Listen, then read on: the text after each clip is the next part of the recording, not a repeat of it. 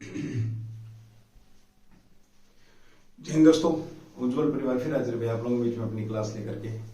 और शुरू करते हैं आज की क्लास। लेते हैं पहला क्वेश्चन जो कि आपका चर्चा में है। ठीक है, चलिए पहला क्वेश्चन बड़ा अच्छा क्वेश्चन है, आपसे पूछा जाएगा। कल थोड़ा सा मैंने इसको करवाया भी था बट कुछ गड़बड़ हो गई थी भाई, इस वजह से पहला क्वेश्चन आपके बीच में आ रहा है। सखास रेलवे स्टेशन, सखास रेलवे स्टेशन चर्चा में है। सखास रेलवे स्टेशन चर्चा में है। ये क्यों भाई? देखिए भाई, कल हमने बात करी थी कि रूस की ट्रेन की बात करी थी, और ये जो सखास रेलवे स्टेशन है, ये रूस ने जो ट्रेन पहली ट्रेन भारत के अंदर भेजी है, जो अपना ट्रेन के रास्ते जो सामान भेजा जा रहा है पहली बार, उसकी बात हमने कल करी थी। और ये खास जो रेलवे स्टेशन है, यानी कि जो रूस के द्वारा भारत की तरफ जो भेजी गई सामान, यानी कि जो रूस का जो रूस के द्वारा, समझेंगे भाई, रूस के द्वारा जो सामान भारत भेजा गया है, जो सामान भारत आया है, सामान ट्रेन के रास्ते, तो वो किस स्टेशन पर पहुंचा? आपका खास रेलवे स्टेशन पर पहुंचा है। तो अब आपको एक चीज पता होनी चाहिए कि खास रेलवे स्टेशन है कहां पर। तो खास रेलवे स्टेशन की मैं बात करूं तो ये कहां पर आपका ईरान के अंदर है। कल मैंने बात करी थी थोड़ी सी इस क्वेश्चन के ऊपर, बट एक मिस्टेक हो गई थी भाई, उसको ना सभी लोग ठीक कर लेंगे, एक बार जरूर उसमें अमेंड करेंगे। मैंने लिखा तो खैर सही था, बाद में फिर वो गलती से मेरे मुंह से निकल गया। वो था आपका 3800 किलोमीटर दूरी तय करके ट्रेन पहुंची थी, और फिर मैंने एक बार तो 3800 बोला था, उसके बाद 38,000 मेरे मुंह से निकल गया, मैंने 38,000 लिख दिया था। एक्चुअली जो ट्रेन है आपकी रूस से चल करके 3800 किलोमीटर का सफर तय करके, और ये कहां पर? ईरान पहुंची है। ठीक है, और इसके अंदर क्या भारत के 39 कैंटर है। इस ट्रेन के अंदर अगर मैं बात करूं, ट्रेन में है क्या भाई? इसके अंदर 39 कैंटर हैं जिनके अंदर सामान है। कैंटर हैं जो 39 कैंटर, इनके अंदर सामान है। अब क्वेश्चन आता है कि सर रूस के किस स्टेशन से चली थी ये? किस स्टेशन से आपसे 3 क्वेश्चन करेगा। किस स्टेशन से चली थी, कहां पहुंची थी?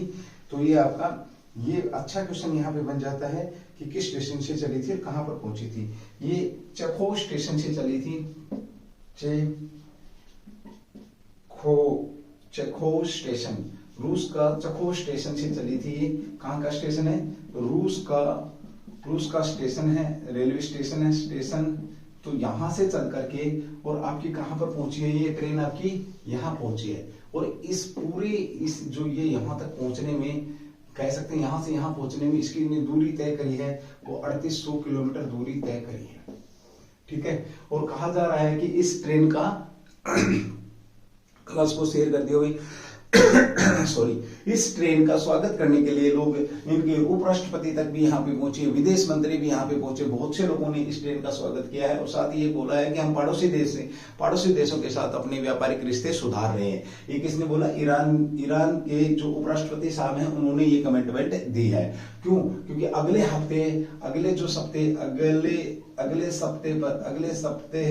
सप्ते है या अगले वीक आपके जो व्लादिमीर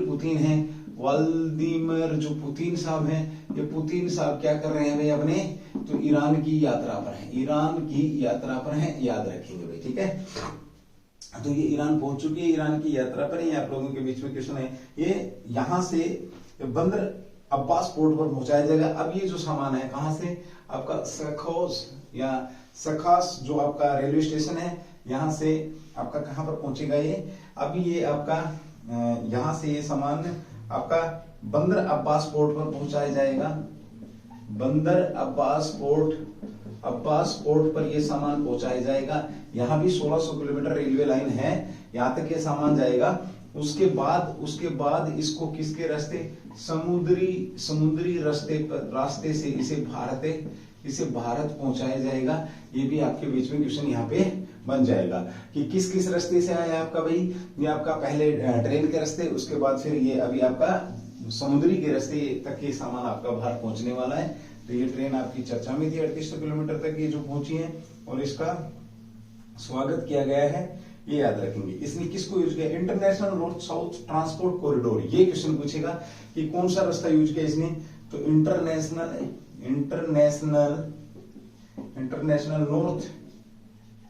इंटरनेशनल नॉर्थ साउथ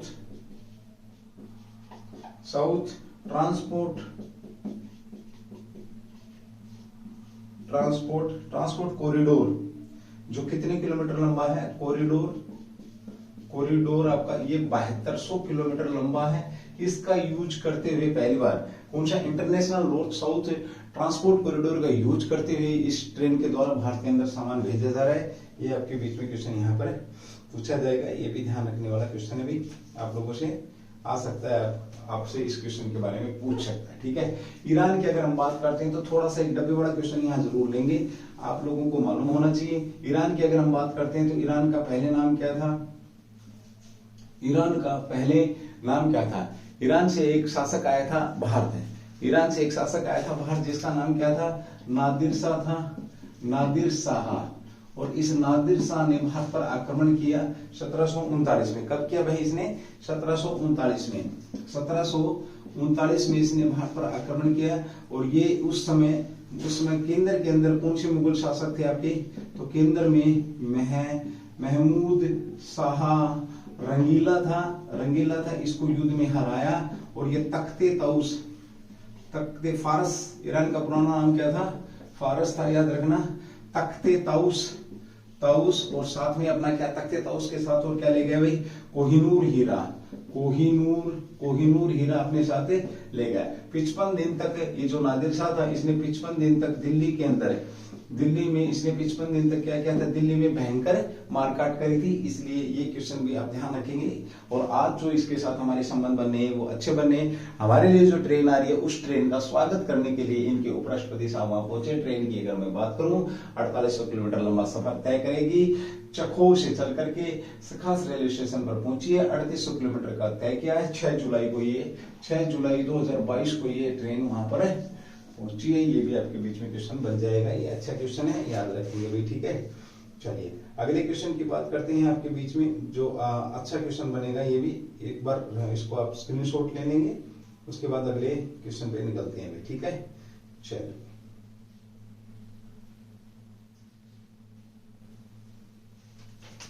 इसको देखना पड़ेगा एक बार थोड़ा सा डेट को ना। ठीक है, इसको चेक कर लिए भाई। चलो क्वेश्चन नंबर 2 जो आपके बीच में है, जिसके ऊपर अब हम बात करेंगे।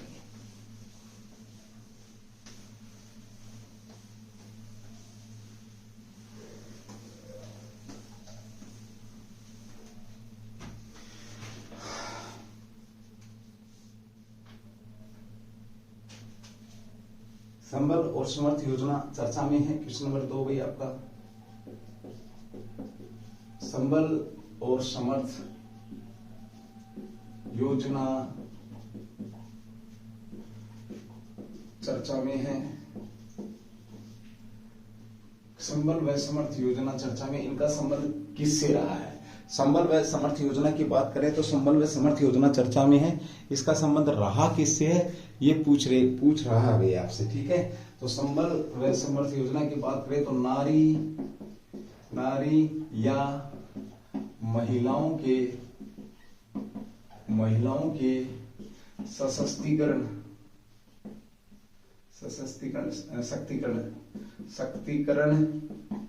से इसका संबंध है। इनका संबंध है दोनों योजनाओं का। कहे तो महिलाओं को सबल बनाने के लिए ये योजनाएं हैं भाई आपकी। ठीक है, किस मंत्रालय के अंदर आती हैं सबसे पहले? दूसरा, ये आपकी किस योजना की उप योजनाएं हैं? तो ये उप योजना की बात करूं मैं तो उप योजना मिशन शक्ति योजना। उप योजना की अगर हम बात करते हैं तो किस योजना की उप योजनाएं हैं ये? तो मिशन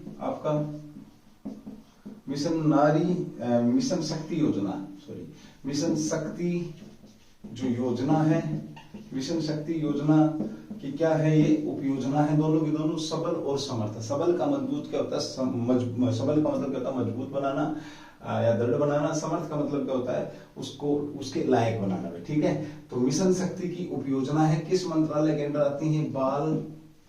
महिला एवं बाल विकास मंत्रालय। महिला एवं बाल विकास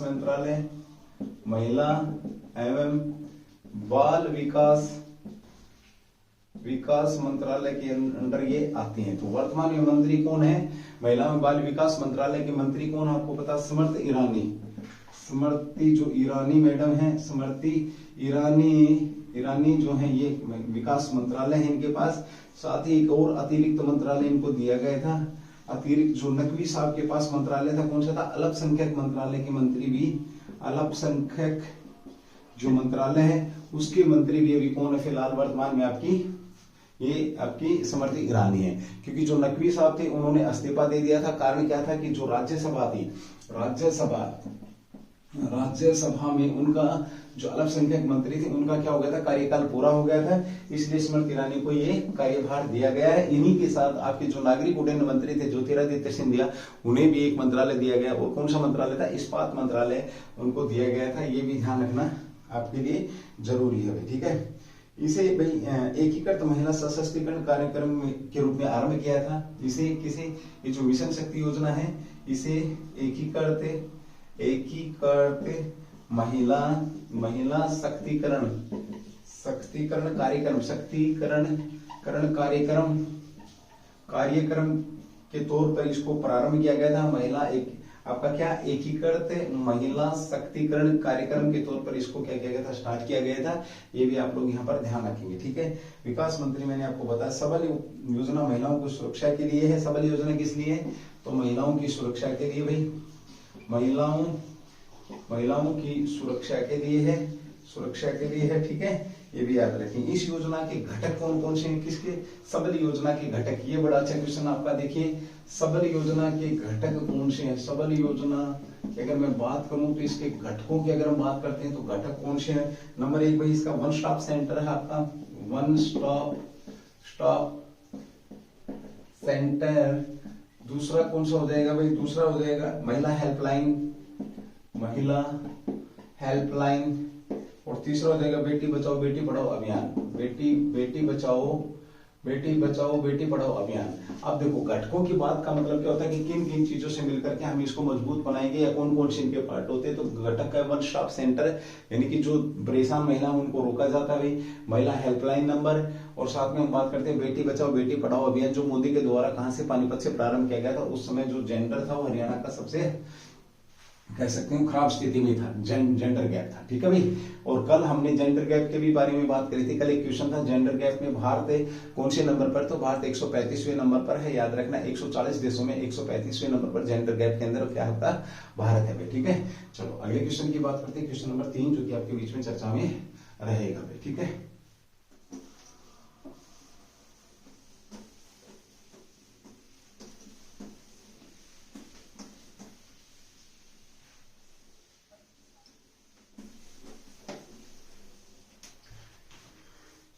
क्वेश्चन नंबर 3 है भाई आपका, क्लास को शेयर कर दे भाई, है ना। माहेश्वरी रेशम बुनाई आपकी क्या है? चर्चा में है भाई। क्वेश्चन नंबर 3 आपकी माहेश्वरी आपकी जो माहेश्वरी रेशम जो बुनाई है, आपकी बुनाई चर्चा में है। माहेश्वरी रेशम बुनाई क्या आपकी चर्चा में है। तो ये क्वेश्चन भी आप लोगों से यहाँ पर बन सकता है, ठीक है। अब ये चर्चा में क्यों है ये ध्यान देंगे भाई। सबसे पहले तो बात करें इसका संबंध कहां से? माहेश्वरी का तो ये एमपी से संबंध है। किससे संबंध है? एमपी से, ठीक है। और एमपी को लेकर के बात करूं तो आज टाइगर एमपी के जो आपका जो जल्दी कमेंट्स करके बताएंगे किस आपका जो नेशनल पार्क है टाइगर रिजर्व, उसके अंदर टाइगर लाए जा रहे हैं। कहां से? दक्षिण अफ्रीका से टाइगर लाए जा रहे हैं। मैंने 2-3 आपको शायद 1-2 महीने पहले क्वेश्चन कराया था कि टाइगर लाने का प्लान है। लंबी प्रक्रिया के बाद वो सफल हो चुका है और टाइगरों के स्वागत करने की भी यहाँ पे तैयारी हो चुकी है। तो एमपी के अंदर आपके टाइगर लाए जाएंगे, 10 टाइगर लाए जा रहे हैं, ठीक है। चलिए अगले क्वेश्चन की बात करते हैं। माहेश्वरी एमपी के अंदर ये आपके रेशम बुनाई, यानी कि एक धागे से, प्रसिद्ध धागे से यहाँ पर क्या कपड़े की बुनाई हो रही है। एक भारत श्रेष्ठ भारत एक योजना के तहत एक योजना है। योजना कौन सी भाई? योजना आपकी एक भारत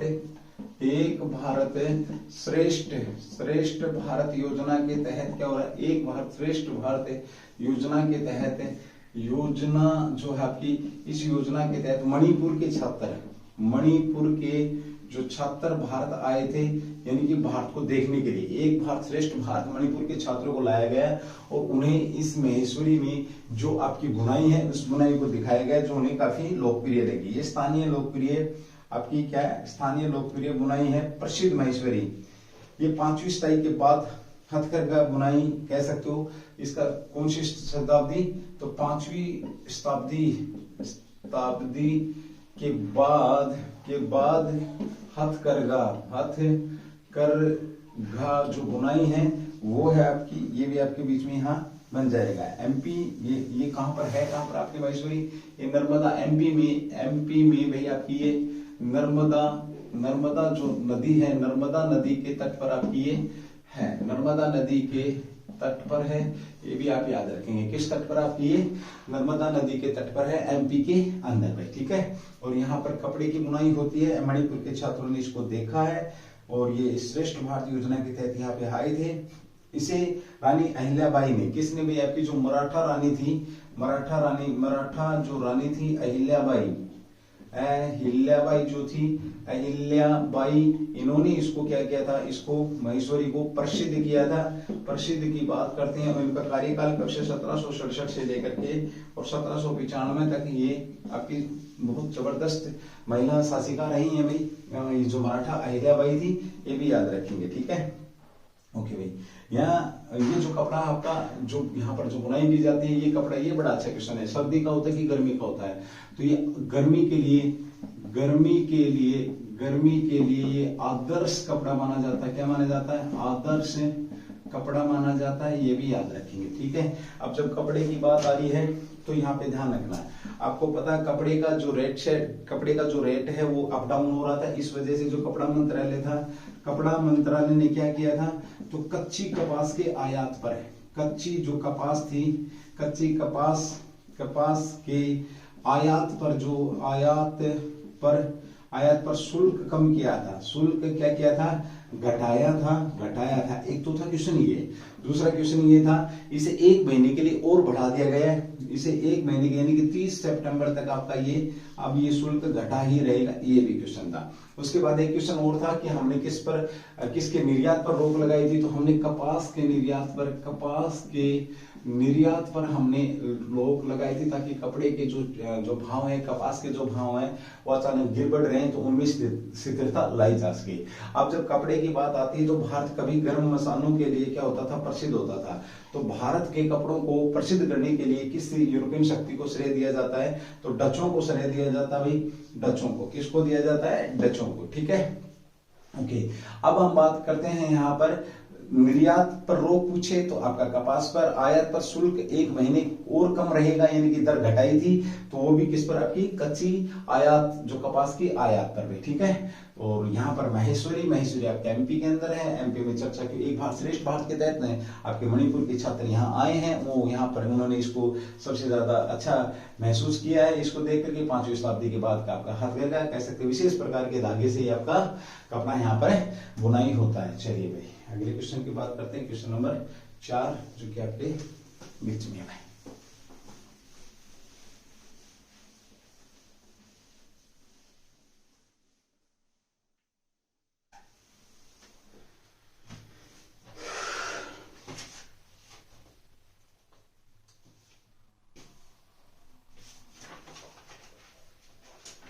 एक आपका भाई क्वेश्चन नंबर 4 है, ये थोड़ा सा हेल्थ से रिलेटेड, इसको भी ध्यान से सुनेंगे भाई। मारबर्ग वायरस रोग चर्चा में है। इसके मरीजों की पुष्टि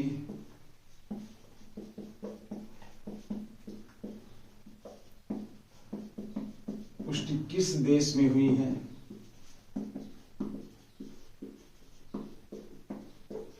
ये भी अच्छा क्वेश्चन भाई आपका, याद रखेंगे। हम यहाँ पर बात कर रहे हैं मार्बर्ग वायरस, तो आपका मारबर्ग वायरस जो चर्चा में है, मारबर्ग वायरस रोग चर्चा में है। इसकी मरीजों की पुष्टि किस देश में हुई है, तो यहाँ पर हम बात करते हैं, देखिए घाना के अंदर हुई। घाना में 2 मरीज मिले, इसके 2 मरीजों की पुष्टि हुई और दोनों के दोनों क्या हुए, दोनों के दोनों मृत्यु को प्राप्त हुए नहीं है, दोनों के दोनों मृत्यु को प्राप्त नहीं है। ये जो मार्बर्ग वायरस है जिससे लोग बोलते हैं, किस प्रकार के रोग की तरह का है, तो इबोला जो रोग होता है वायरस के द्वारा फैलने वाला रोग, इबोला की तरह का रोग होता है, की तरह का रोग होता है। ये भी आपके बीच में क्वेश्चन यहाँ पर बनता है, ठीक है, इबोला के समान होता है। इसमें दूसरी बात करें हम यहाँ पर, तो इसकी मौत का बाद कोई नया मामला सामने आया नहीं है।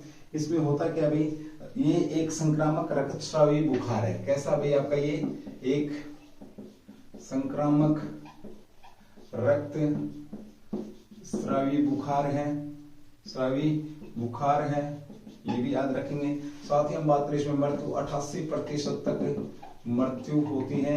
ये दूसरे मरीज के संपर्क में आने से, कह सकते हो दूसरे मरीज के संपर्क में आने से आपका क्या है, ये जैसे द्रव्य संपर्क में आने से क्या होता है, ये द्रव्य संपर्क में आने से, ये द्रव्य संपर्क में आने से ये फैलता है, ये फैलता है, बहुत खतरनाक है। ये आपका 2 से 21 दिन तक, 2 से 21 दिन तक ये कह सकते हो आप, इसका ये पीरियड रहता है। यहाँ पर इसका कोई अभी तक वैक्सीन या दवाई नहीं बनी है, ये भी याद रखेंगे। इसकी भी मार्बर्ग वायरस की अभी तक कोई वैक्सीन या दवाई नहीं बनी है। साथ ही हम यहाँ पर बात करते हैं, देखिए ये आपका जब ये हो जाता है तो इसमें क्या होता है, बुखार होगा, बुखार है भाई, बुखार, शरीर दर्द है, उल्टी है, दस्त है, ये सारे के सारे इसके क्या लक्षण होते हैं। ये तो नॉर्मल में भी लक्षण होते हैं, लेकिन ये ठीक नहीं होते हैं भाई, ठीक है, ये ठीक नहीं होते। इसका सिर्फ एक ही इलाज है कि ओरल आप जितना ज्यादा हो सकते हैं तो निर्जली, इसमें मृत्यु की बात क्या आती है, जब उल्टी दस्त होता है तो निर्जलीकरण होता है, यानी कि जो शरीर से पानी की कमी होती है उस पानी की कमी को मुंह के द्वारा लिक्विड लेकर के इसको पूरा किया जाता है, लिक्विड के द्वारा पूरा किया जाता है। और ये आपका अभी चर्चा में था, तो घाना के अंदर ये 2 मरीज मिले, हालांकि इसके बाद कोई मरीज वहां पर पाया नहीं गया। अब जब वायरस की बात चल रही है तो वायरस सारे खराब होते हैं, इंसानों को मारने वाले होते हैं, लेकिन एक वायरस ऐसा भी है जो किसको खाता है, बैक्टीरिया को खाता है। आपको पता है बीमारी 2 तरह की होती है, बैक्टीरिया जनित और आपका वायरस जनित है। तो बैक्टीरिया फेज के नाम से आपका एक है, बैक्टीरिया फेज नाम का एक वायरस है। दोनों को मिलाकर के ये इसका वायरस का क्या होता है, ये वायरस का नाम है। और ये वायरस बैक्टीरिया फेज नामक जो वायरस है, नामक वायरस आपका पाया कहाँ जाता है, तो ये गंगा के पानी में पाया जाता है। और गंगा जल में ये जो वायरस होते हैं बैक्टीरिया, उनको ये खाता है, ठीक है, उनको ये खाता है। चलिए दूसरी बात करते हैं कि दुनिया का जो पहला वायरस है ये कहाँ पर मिला था, तो पहला वायरस हमारे को तंबाकू में मिला था, तंबाकू के अंदर मिला था। ये भी आपके बीच में क्वेश्चन बन जाएगा। तो तंबाकू के अंदर हमारा दुनिया का पहला वायरस पाया गया था। निर्जलीकरण इबोला की तरह का आपका है। मार्बर्ग वायरस घाना के अंदर एक मरीज मिले, 2 मरीज, दोनों की क्या हो गई, डेथ हो गई है। एक बड़ा शानदार क्वेश्चन है कि वर्तमान में देश के अंदर कोरोना फिर गर्दन उठा रहा है। कोरोना की अगर मैं बात करूं तो 11 आपके वेरिएंट 11 वेरिएंट आपके कहां पर, केरल के अंदर सक्रिय हैं। केरल के अंदर कितने वेरिएंट्स सक्रिय हैं आपके, तो 11 वेरिएंट केरल के अंदर आपके सक्रिय हैं। ये भी आप लोगों के बीच में क्वेश्चन बन जाएगा, आप लोगों से पूछ लिया जाएगा, ठीक है, कि जुलाई 2022 के अंदर केरल के अंदर कितने वेरिएंट सक्रिय थे, किस राज्य के अंदर जो वेरिएंट थे वो सक्रिय थे, ठीक है। चलिए अगले क्वेश्चन की बात करते हैं। क्लास को भाई थोड़ा सा कर दिया करो शेयर वगैरह, जो तुम्हें कुछ ठीक ठाक लगे सिस्टम, तो क्लास को जितना हो कर दिया, ठीक है। चलिए अगली बात करते हैं। आपका SACM क्वेश्चन नंबर 5 था, क्या था, जो भी रहे, ठीक है। अच्छा ये था भाई आपका SMACS 0723 चर्चा में है आपका, ये चर्चा में है। इसका संबंध किस क्षेत्र से रहा है, क्षेत्र की बात करा रही है। इसका संबंध किस क्षेत्र से रहा है, तो SMACS की अगर मैं बात करता हूं, इसके संबंध की बात करता हूं, सबसे पहले तो ये आपकी आकाश गंगा है, आकाश गंगा है, याद रखना। अब जब आकाश गंगा तो क्षेत्र आपको पता लग ही गया, अंतरिक्ष क्षेत्र से संबंधित है। अब ये है क्या, ये देखेंगे। इसमें भी आपका अभी हाल ही में चर्चा में था नासा। देखिए नासा सॉरी थोड़ी तबीयत ऐसी है, मौसम ऐसा ही है भाई, ठीक है। चलिए नासा प्लस आपका, नासा के साथ आपका कनाडाई अंतरिक्ष एजेंसी है, कनाडाई अंतरिक्ष एजेंसी प्लस आपका यूरोपीय अंतरिक्ष एजेंसी, यूरोपीय अंतरिक्ष एजेंसी, ठीक है। इन तीनों ने मिलकर के संयुक्त रूप से एक एरियन रॉकेट के द्वारा, किसके द्वारा, एरियन रॉकेट के द्वारा, ये क्वेश्चन मैंने पहले भी हल्का सा करवाया था। एरियन रॉकेट के द्वारा एक टेलीस्कोप को भेजा था, जिसका नाम क्या था, James Webb telescope, James Webb telescope भाई, कौन सा, जेम्स वेब टेलीस्कोप। और उसने पिक्चर ली है किसकी, SMAS0723 जो आकाश गंगा है, उनकी पिक्चर यहां पर भेजी है, जिसके बारे में पता नहीं था, ठीक है लोगों को। तो ये टेलीस्कोप लॉन्च किया था और इसने क्या किया है, 1300, इस जो जेम्स जो आपका टेलीस्कोप है, इसने 13.7 अरब साल पहले बनी, 13.7 अरब साल या वर्ष पुरानी जो आकाश गंगा है, पुरानी आकाश गंगाओं की फोटो भेजी है, और वो भी काफी क्लियर है, इसलिए ये भी आपकी चर्चा में है।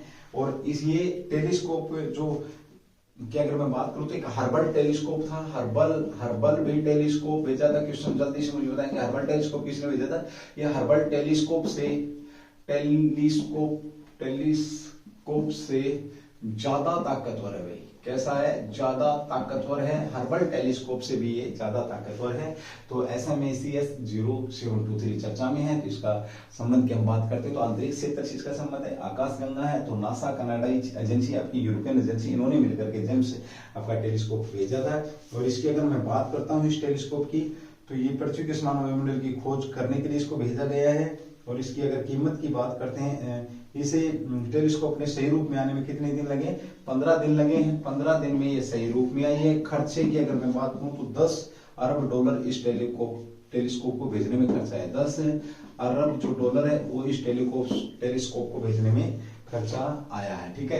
एक टेलीस्कोप जो विश्व की पहली लिक्विड टेलीस्कोप की अगर मैं बात करता हूं तो आपको पता, देवभूमि उत्तराखंड से भारत की है भाई, ठीक है। उसका संबंध, अगर लिक्विड टेलीस्कोप की अगर हम बात करते हैं, लिक्विड टेलीस्कोप तो विश्व की पहली ऐसी टेलीस्कोप है। ये देवभूमि आपको पता है यूके आपका कौन सा, उत्तराखंड से इसका संबंध रहा। चलिए अगले क्वेश्चन की बात करते हैं, क्वेश्चन नंबर 6 जो कि आपके बीच में है।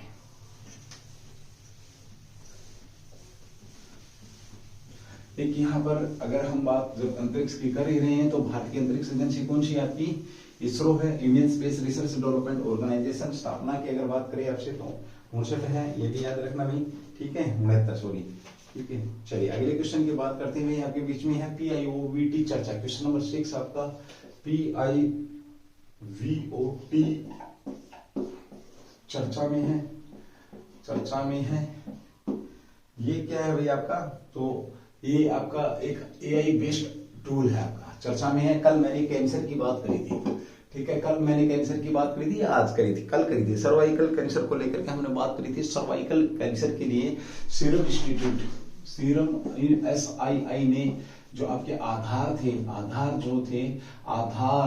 पुणे वाला जो CEO है, पुणे वाला, इन्होंने किसकी बात करी थी, जो सर्वाइकल जो कैंसर है, इस कैंसर के एक वैक्सीन की बात करी है, जो स्वदेशी जो आपका क्या है, निर्मित है, ये भी याद रखेंगे, स्वदेशी निर्मित है। साथ में हम बात करें ये पहला टीका है। तो उसी तरीके की हम यहाँ पर बात करते हैं PIOVT क्या है आपका चर्चा में, तो AI बेस्ड कैंसर का पता लगाने के लिए, कैंसर का पता लगाने लगाने के लिए AI based, artificially intelligence AI based tool है आपका, ये बेस्ड टूल है। यानी कि किसका पता लगाएगा ये? कैंसर जीन का पता लगाता है भाई, कैंसर जीन का पता लगाता है, ये भी याद रखना। किसका पता लगाता है? तो कैंसर जीन का पता लगाता है। एडवांस में क्या करता है? भविष्यवाणी करने वाला है आपका। फ्यूट चर्चा में क्यों है? क्योंकि कैंसर का पता लगा करके उसकी भविष्यवाणी करता है क्या आपका ये एआई बेस्ड टूल है। और भारत में एक सर्वे के अनुसार अगर मैं बात करूं तो 6 लोगों में से एक की मृत्यु किससे होती है? तो कैंसर से होती है। यानी कि भारत में जो मृत्यु का आंकड़ा सबसे ज्यादा है वो किस बीमारी का आपका? तो कैंसर का है। यहाँ पर हम बात करते हैं कि जो सर्वाइकल कैंसर की मैंने बात करी थी, ये महिलाओं में होती है और बच्चेदानी में होती है। याद रखना, ज्यादा से ज्यादा बात करें तो ये आपकी 15 वर्ष से लेकर के 44 वर्ष तक की महिलाओं में ज्यादा होती है आपके भाई, ठीक है। चलिए, अब ये आपका एक आला ऐसा बनाया गया है जो भविष्यवाणी करेगा। तो ये भी एक अच्छा, एक कह सकते एक मशीन है आपकी, ये भी आप लोगों को मालूम होना चाहिए, ठीक है। ये केवल भारत की बात नहीं है, WHO ने ये बात बोली है, विश्व के अंदर है भाई ये, सॉरी भारत में नहीं है, विश्व के अंदर है। WHO का रिकॉर्ड है कि 6 लोगों में से एक व्यक्ति की मौत किससे होती है? ये आपके बीच में है। समझा, 2020 में 6 मौतों में से डेट के साथ दिया दुनिया भर में, तो 2020 का आंकड़ा ये इन्होंने दिया जो कि आपका डेंजर। इसके बाद ये शायद बढ़ गया है भाई, ठीक है। चलिए भाई, ये आपका क्या करेगी? कैंसर के बारे में बताएगी मशीन। तो पीओट भी आप लोगों को मालूम होना चाहिए।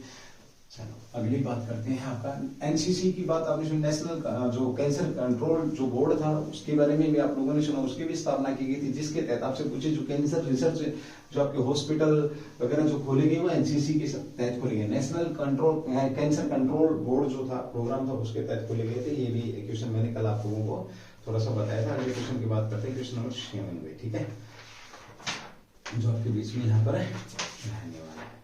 चलिए, एक था भाई आपका मिशन कुशल कर्मी, चर्चा में यहाँ का क्वेश्चन नंबर 7, मिशन कुशल कर्मी। मैंने कल सिर्फ नाम लिख करके छोड़ दिया था। मिशन आपका ये है कुशल कर्मी चर्चा में है, ये क्या है? चर्चा में है, यह क्या है? मिशन कुशल कर्मी चर्चा में है। अगर मैं इसकी बात करूं तो ये क्या है, इसको लेकर के बात करते हैं। देखिए, दिल्ली सरकार का एक प्रोग्राम है मजदूरों के लिए किसका?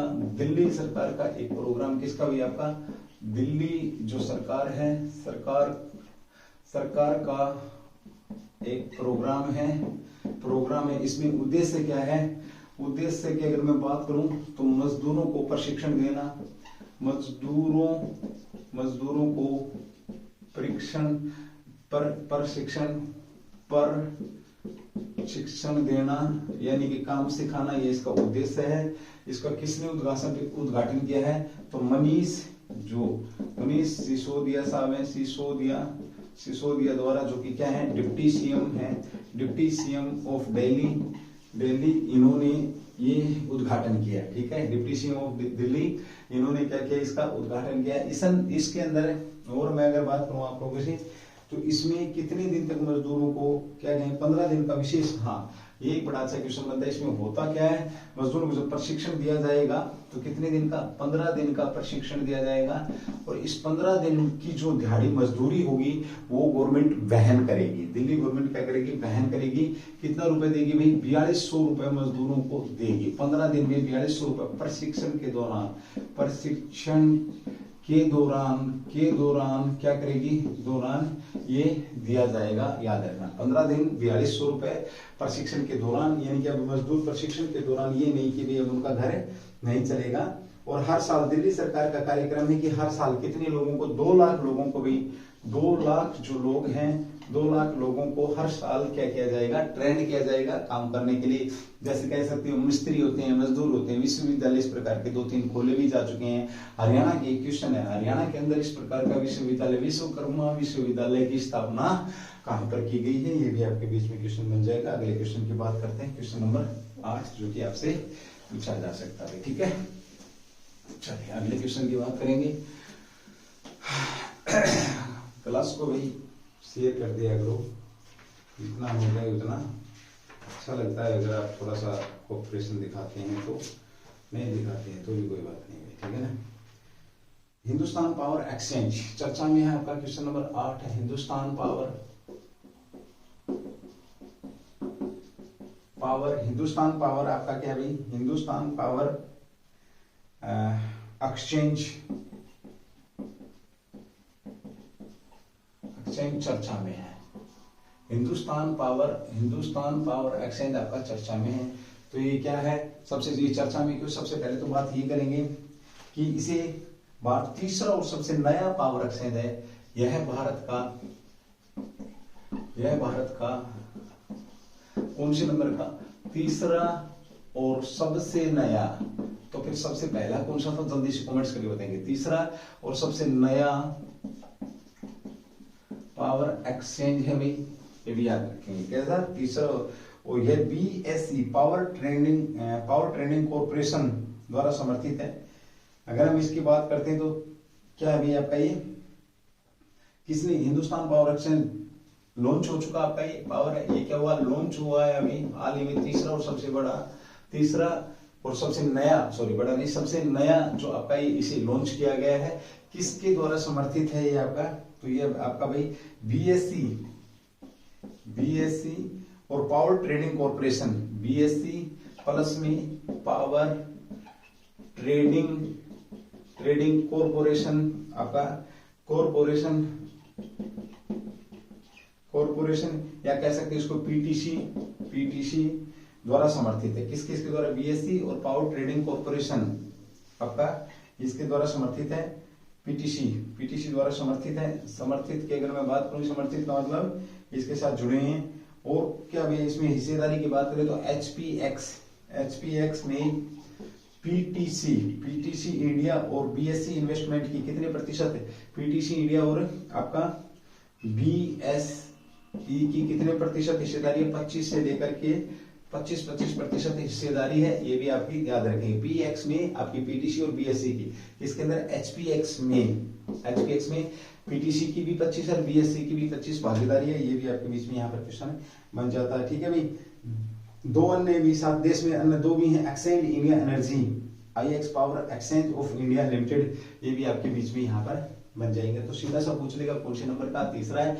इसकी PX किसके द्वारा समर्थित है, तो PTC और BSE के द्वारा समर्थित है, यानी कि इसका साथ है। इसके अंदर X इसके अंदर कितने प्रतिशत भागीदारी है, तो 25% भागीदारी है। विद्युत मंत्रालय किसके पास है, जल्दी से कमेंट्स करके बताएंगे भाई, है ना। समय मुझे इजाजत दे नहीं रहा है ज्यादा एक्सप्लेन करने का, बट जो क्वेश्चन है वो आपके बीच में है यहाँ पर, ठीक है।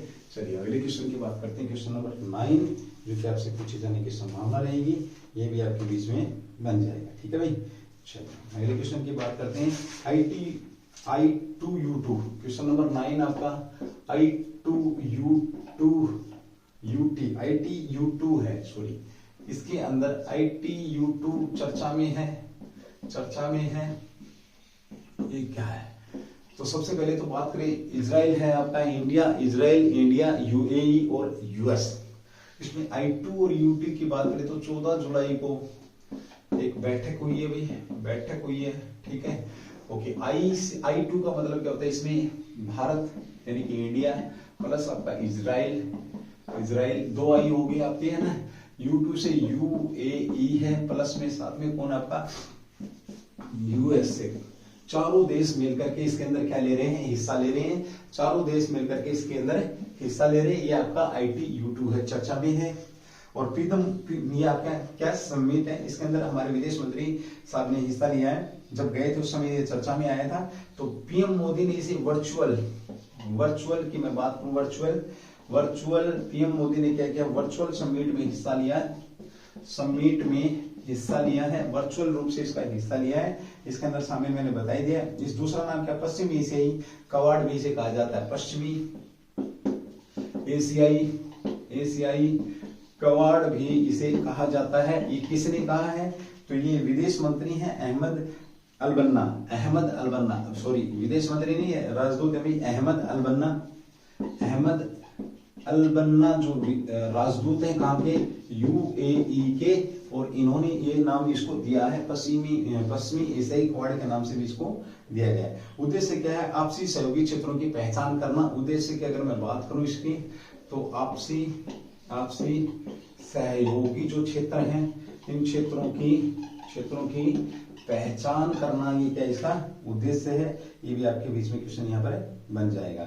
और भाग ने यहाँ पर क्या बोला है कि ITU2 जो फूड पार्क हैं, समर्थित फूड पार्कों के लिए जमीन देने की बात कही है, जमीन देने की, लेकिन किसके द्वारा समर्थित होने चाहिए, ITU2 फूड पार्क की यहाँ पर ये बात हुई है। तो ये भी आपका क्वेश्चन यहाँ पे बन जाएगा भाई, ठीक है। चलिए आज की जो क्लास है उज्जवल परिवार की तरफ से हम इतनी ही रखने वाले हैं, ठीक है।